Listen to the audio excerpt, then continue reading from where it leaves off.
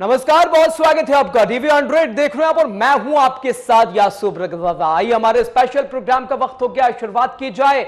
बिहार के भागलपुर में एक पुल और ध्वस्त हुआ है। जी हां, अगर आपको गिरता पुल देखना है तो आइए ना हमारे बिहार में, जहां बिहार में एक और पुल के ढहने की घटना सामने आई है और इस घटना में किसी के हताहत होने की कोई सूचना नहीं है और घटना भागलपुर के पीरी पैंती के पास हुई है और बताया जा रहा है कि ये पुल पीर पैंती से बारकपुर जाने वाले मुख्य सड़क पर मुस्तफापुर के पास बनाई गई थी और कहा जा रहा है कि ये पुल बाढ़ के पानी की वजह से कुछ दिन पहले ही क्षतिग्रस्त हुआ था और अब ये पुल ध्वस्त हो गया है। इस घटना में किसी के हताहत होने की तो कोई सूचना नहीं है, लेकिन बताया जा रहा है कि इस पुल का निर्माण 5 साल पहले ही कराया गया था। यह पुल आसपास के ग्रामीण इलाकों को जोड़ने का माध्यम था। इस पुल के धराशायी होने से अब ग्रामीणों की समस्या और बढ़ गई है। लोगों को अब आने जाने में खासी दिक्कतों का सामना भी करना पड़ रहा है। भागलपुर में कुछ समय पहले भी एक ऐसा ही पुल गिरा था और बिहार में पुल गिरने की ये कोई पहली घटना भी नहीं है। बिहार में पुल गिरना तो आम है। बिहार में जून जुलाई के दौरान महज 11 दिनों के भीतर ही 5 पुलों के गिरने की खबर सामने आई थी। जिन जिलों में पुल गिरने की खबर आई थी उनमें मधुबनी, भागलपुर, किशनगंज, सीवान, अररिया और पूर्वी चंपारण शामिल थे। 22 मार्च 2024 को सुपौल में कोसी नदी पर निर्माणाधीन बकौर भैजा घाट पुल ढह गया था। भारत माला योजना के तहत इसका निर्माण हो रहा था। 1200 करोड़ रुपए की लागत से इसका निर्माण किया जा रहा था। वहीं तेजस्वी यादव ने बिहार के मुख्यमंत्री नीतीश कुमार पर जमकर निशाना साधा। इस घटना के बाद से ही राजनीतिक बयानबाजी भी तेज हो गई है और आरजेडी नेता तेजस्वी यादव ने नीतीश कुमार पर भ्रष्टाचार का आरोप लगाया। तेजस्वी यादव ने कहा कि नीतीश कुमार भ्रष्टाचार रूपी छोटी मछलियों को पलने बढ़ने का मौका दे रहे हैं।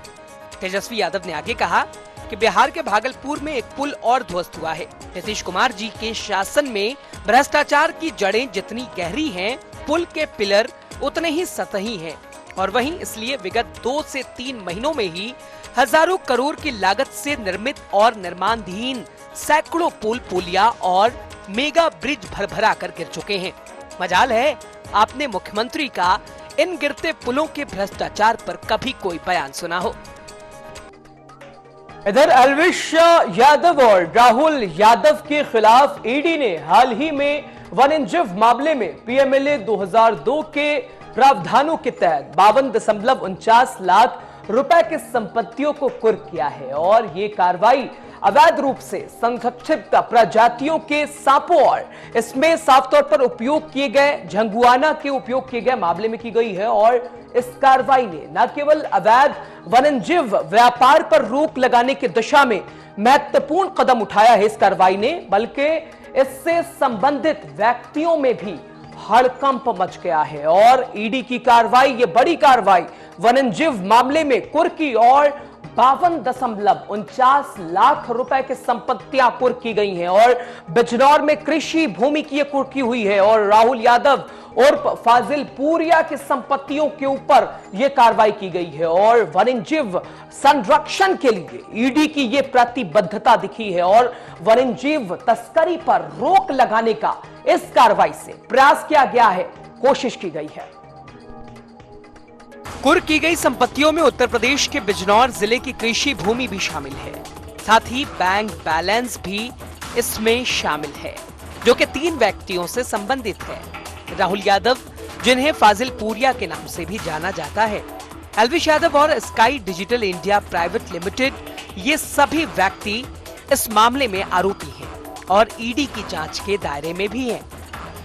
ईडी की कार्रवाई का उद्देश्य वन्यजीव संरक्षण के प्रति अपनी गंभीरता को दर्शाना है। पिछले कुछ वर्षों में वन्यजीवों के अवैध शिकार और तस्करी में भी तेजी आई है, जो न केवल पर्यावरण के लिए भी खतरा है, बल्कि ये मानव जीवन और आर्थिक स्थिरता पर भी नकारात्मक प्रभाव डालता है। ये कार्रवाई ईडी की रणनीति का हिस्सा है, जिससे वो अवैध गतिविधियों से संबंधित संपत्तियों को कुर्क कर रहे हैं, ताकि अपराधियों को आर्थिक रूप से कमजोर किया जा सके। वहीं ईडी ने स्पष्ट किया कि ऐसे मामलों में कड़ी से कड़ी कार्रवाई करने के लिए हम पूरी तरह से प्रतिबद्ध हैं, ताकि वन्यजीवों के संरक्षण और पर्यावरण की सुरक्षा सुनिश्चित की जा सके। इस तरह की कार्रवाई से ये स्पष्ट है कि ईडी कानून के प्रति अपनी जिम्मेदारियों को गंभीरता से लेता है और देश में वन्यजीव संरक्षण की दिशा में महत्वपूर्ण भूमिका भी निभा रहा है। इधर भावनगर के कोलियाद के पास मालेश्वरी नदी में जलस्तर बढ़ने से एक बस जिसमें 29 यात्री सवार थे, तेज प्रवाह में वो फंस गई और ये सभी यात्री तमिलनाडु के रहने वाले हैं और हाल ही में यात्रा पर निकले थे। और जब यात्रियों ने पानी के बढ़ते स्तर को देखा तो उनकी सुरक्षा के लिए प्रशासन ने तुरंत बड़े कदम उठाए। प्रशासन ने उन्हें बचाने के लिए एक ट्रक भेजा जिसमें यात्रियों को एक एक करके शिफ्ट किया गया। हालांकि पानी का प्रचंड प्रवाह होने के कारण ट्रक भी फंस गया, जिससे स्थिति और गंभीर हो गई। और इस घटना की जानकारी मिलने पर प्रशासन ने मौके पर पहुंचकर स्थिति का जायजा लिया और सभी जरूरी उपायों को लागू किया। राहत कार्य जारी है और प्रशासन ने सुनिश्चित किया है कि यात्रियों की सुरक्षा सर्वोपरि है। फिलहाल बारिश रुक गई है और नदी का जलस्तर धीरे धीरे नीचे आना शुरू हो गया है। अधिकारियों का कहना है कि जैसे जैसे जलस्तर कम होगा, यात्रियों को सुरक्षित रूप से बाहर निकाला जाएगा। प्रशासन की टीम स्थिति पर नजर बनाए हुए है और बचाव कार्य को प्राथमिकता दे रही है। इस घटनाक्रम ने ये साबित कर दिया है कि बाढ़ जैसी प्राकृतिक आपदाओं के समय प्रशासनिक तत्परता और त्वरित कार्रवाई कितनी महत्वपूर्ण और जरूरी होती है। स्थानीय लोगों और अधिकारियों का सहयोग आवश्यक है ताकि सभी यात्रियों की सुरक्षा सुनिश्चित की जाए और उन्हें सुरक्षित बचाया जा सके। राहुल गांधी के अमेरिका में आरक्षण पर दिए गए कथित बयान से नाराज भारतीय जनता पार्टी के ओबीसी मोर्चा के सैकड़ों कार्यकर्ता गाजीपुर बॉर्डर पर इकट्ठा हुए और ये सभी दिल्ली के अकबर रोड स्थित राहुल गांधी के आवास का घेराव करने की योजना बना रहे थे। और प्रदर्शन को देखते हुए पुलिस ने बॉर्डर पर भारी सुरक्षा व्यवस्था, तमाम व्यवस्था इंतजाम प्रशासन ने किए। उत्तर प्रदेश सरकार के मंत्री और भाजपा ओबीसी मोर्चा के अध्यक्ष नरेंद्र कश्यप भी इस प्रदर्शन का नेतृत्व कर रहे थे। कार्यकर्ताओं ने अपनी निजी वाहनों और बसों से दिल्ली में घुसने की कोशिश की, लेकिन पुलिस ने बैरिकेडिंग लगाकर उन्हें रोक दिया। कुछ कार्यकर्ताओं ने बैरिकेड्स पार करने की कोशिश की, जिन्हें तुरंत हिरासत में ले लिया गया। भाजपा ओबीसी मोर्चा का कहना है कि राहुल गांधी का ये बयान ओबीसी समुदाय का अपमान है और वो इस मुद्दे पर पीछे हटने वाले नहीं हैं। इस विरोध प्रदर्शन के जरिए उन्होंने राहुल गांधी से माफी की मांग की है।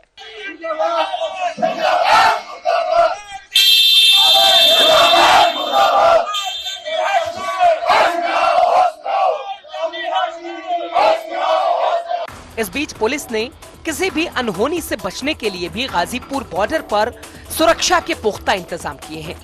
हालांकि प्रदर्शनकारियों को फिलहाल दिल्ली में घुसने से रोक दिया गया है, लेकिन भाजपा कार्यकर्ताओं का कहना है कि ये विरोध जारी रहेगा। इधर राजस्थान के उप मुख्यमंत्री प्रेमचंद बैरवा के बेटे अंशु बैरवा का एक वीडियो सोशल मीडिया पर तेजी से वायरल हो रहा है और इस वीडियो में अंशु बैरवा खुले हुए जीप में नजर आ रहा है और जिसके आगे और पीछे पुलिस स्क्वाड भी मौजूद है। और वीडियो में दिखाई दे रहा है कि अंशु और उनके साथ 3 अन्य युवक जीप में मौज मस्ती करते हुए दिखाई दे रहे हैं, जिससे यह साफ होता है कि ये किसी खास मौके के जश्न में और उसी में शामिल हैं और ये तस्वीरें भी बयान कर रही हैं। वीडियो में दिख रहा एक अन्य युवक कार्तिकेय भारद्वाज कांग्रेस नेता पुष्पेंद्र भारद्वाज का बेटा है। पुष्पेंद्र भारद्वाज हाल ही में मुख्यमंत्री भजन लाल शर्मा के सामने सांगानेर विधानसभा सीट से कांग्रेस के टिकट पर चुनाव लड़ रहे थे। ऐसे में ये सवाल उठता है कि इन नेताओं के बेटों को पुलिस स्क्वाड किस कारण से मुहैया कराया गया है। इस घटना ने समाज में बहस छेड़ दी है, क्योंकि सामान्य नागरिकों के लिए पुलिस सुरक्षा का ऐसा स्तर प्राप्त करना संभव नहीं होता। वायरल वीडियो में दिखाए गए इस तामझाम और सुरक्षा व्यवस्था से लोग असहज महसूस कर रहे हैं और ये भी सवाल उठा रहे हैं कि क्या ये एक सामान्य कार्रवाई है या सत्ता का दुरुपयोग। प्रेमचंद बैरवा ने कहा कि वीडियो में मेरा बेटा नजर आ रहा है, इससे कुछ गलत इसमें नहीं है, लेकिन मेरे बेटे को कोई गाड़ी एस्कॉर्ट नहीं कर रही थी।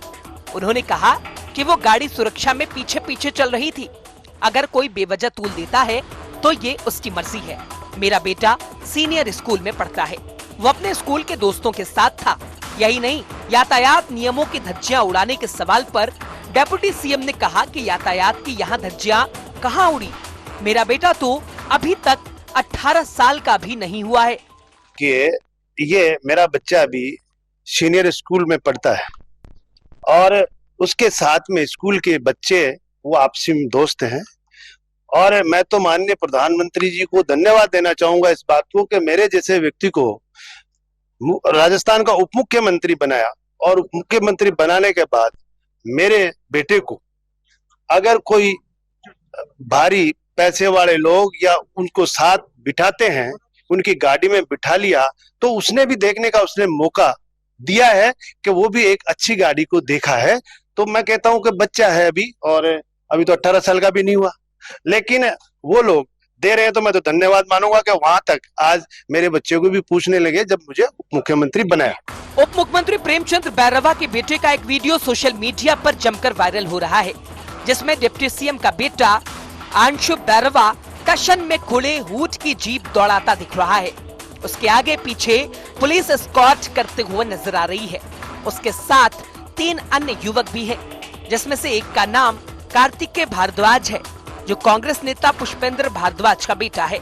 मौज मस्ती और रीलबाजी के लिए जा रहे नेताओं के इन बेटों को पुलिस एस्कॉर्ट किस वजह से मिला है, इस पर सवाल लगातार खड़े हो रहे हैं। आप अगर उत्तर प्रदेश में हैं तो उत्तर प्रदेश में पहले बताइए नाम और फिर लगाइए अपनी दुकान। जी हां, प्रदेश में लगातार खाने पीने की चीजों में मिलावट की शिकायतों के बाद राज्य सरकार ने बड़ा और कड़ा कदम उठाया है।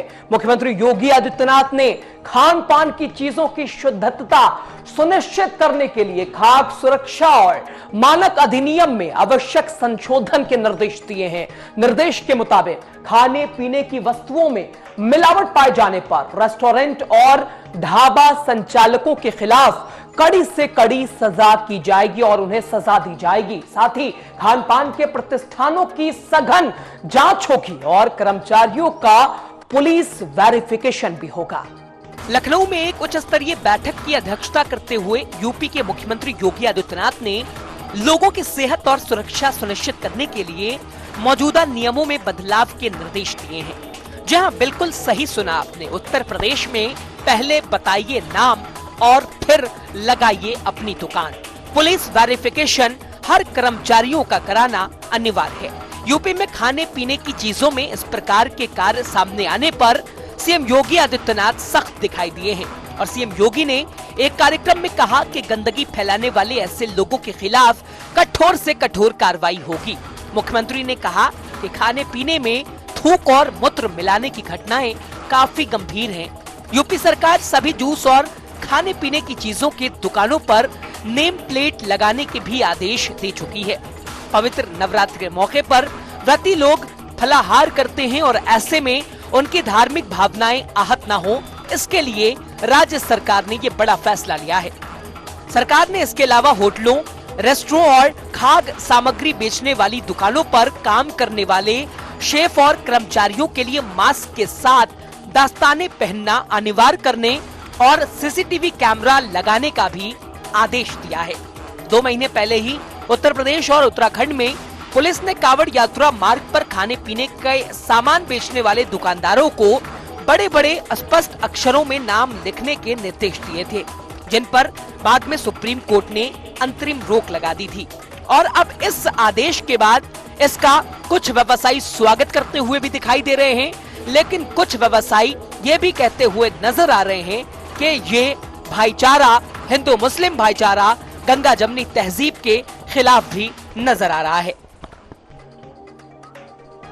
इधर उत्तर प्रदेश के मुख्यमंत्री योगी आदित्यनाथ ने जम्मू कश्मीर में भारतीय जनता पार्टी के प्रत्याशियों के लिए चुनाव प्रचार किया और पार्टी की मजबूती के लिए जमकर हुंकार भरी और वादे और दावे की बात करी। उन्होंने कहा कि यहां भाजपा की वापसी होने पर पीओके भारत का हिस्सा बनने वाला है। उन्होंने पाकिस्तान में लोकतंत्र की स्थिति की भी चर्चा की और सीएम योगी ने कहा कि पाकिस्तान को लोकतंत्र बनाने और बचाने के लिए मुशक्कत करनी पड़ती है और पाकिस्तान अधिकृत कश्मीर अलग होने की आवाज भी उठाता है। सीएम योगी आदित्यनाथ ने कहा कि कांग्रेस, पीडीपी और नेशनल कॉन्फ्रेंस के शासन में जम्मू कश्मीर में तिरंगा फहराने के लिए गुहार लगानी पड़ती थी। अब जम्मू कश्मीर में G20 समिट होती है। पहले धमकियां आती थीं कि अमरनाथ यात्रा नहीं होने देंगे। ये धमकी सुनकर इन पार्टियों के लोग सहम जाते थे, लेकिन अब पूरे देश दुनिया के लोग बाबा बर्फानी और माता वैष्णो देवी के दर्शन करने आते हैं। सीएम योगी आदित्यनाथ का मिशन जम्मू कश्मीर। जम्मू कश्मीर में बीजेपी जीती तो पीओके होगा भारत का हिस्सा। बहनों भाइयों, मैं आपसे पूछना चाहता हूं, कौन लोग हैं वे जिन्होंने धरती के स्वर्ग को मजहबी उन्माद के पाप का एक गोदाम बना करके, वेयर हाउस बना करके यहां की जनता का शोषण किया, परिवारवाद को पनपाया, भ्रष्टाचार को पनपाया, अपने राजनीतिक स्वार्थ के लिए आतंकवाद को पनपाने का पाप किया था। ये लोग कौन थे? वह कोई और नहीं था, ये कांग्रेस, नेशनल कॉन्फ्रेंस और पीडीपी ही उस पाप के मुख्य जनक हैं। योगी आदित्यनाथ ने चुनावी जनसभा में कहा कि कांग्रेस, पीडीपी और नेशनल कॉन्फ्रेंस जम्मू कश्मीर को आतंकवाद का वेयर हाउस बना चुके थे। नरेंद्र मोदी के प्रधानमंत्री और अमित शाह के गृह मंत्री बनने के बाद आज आतंकवाद अंतिम सांस ले रहा है। जम्मू कश्मीर से पत्थरबाज गायब हो गए हैं। उन्होंने कहा कि दुनिया के विभिन्न हिस्सों के लोगों ने देखा है कि कैसे जम्मू कश्मीर में उत्सव के माहौल में शांतिपूर्ण चुनाव हो रहे हैं। मौजूदा सरकार ने ये माहौल बनाया है। सीएम योगी आदित्यनाथ का पाकिस्तान पर भी हमला। सीएम योगी आदित्यनाथ ने पाकिस्तान पर करारा हमला बोला। उन्होंने कहा कि एक तरफ भारत है और दूसरी तरफ पाकिस्तान। वहाँ खाने की कमी है। स्वाभाविक है कि भिखारी पाकिस्तान आज खुद को संभाल नहीं पा रहा है। पाकिस्तान के कब्जे वाला कश्मीर उससे अलग होने की आवाज उठा रहा है। वो कह रहा है कि हमें भी जम्मू कश्मीर के चुनाव में हिस्सा लेने का हक है। आपको चुनाव के जरिए अच्छा संदेश देना होगा। और हमारे स्पेशल प्रोग्राम में फिलहाल तो नहीं, और जाते जाते फिर आपके लिए एक संदेश कि वादा निभाने के लिए होता है, ना कि वादा करके भूल जाने के लिए। इजाजत दीजिए और अपना बहुत ध्यान रखिए। नमस्कार।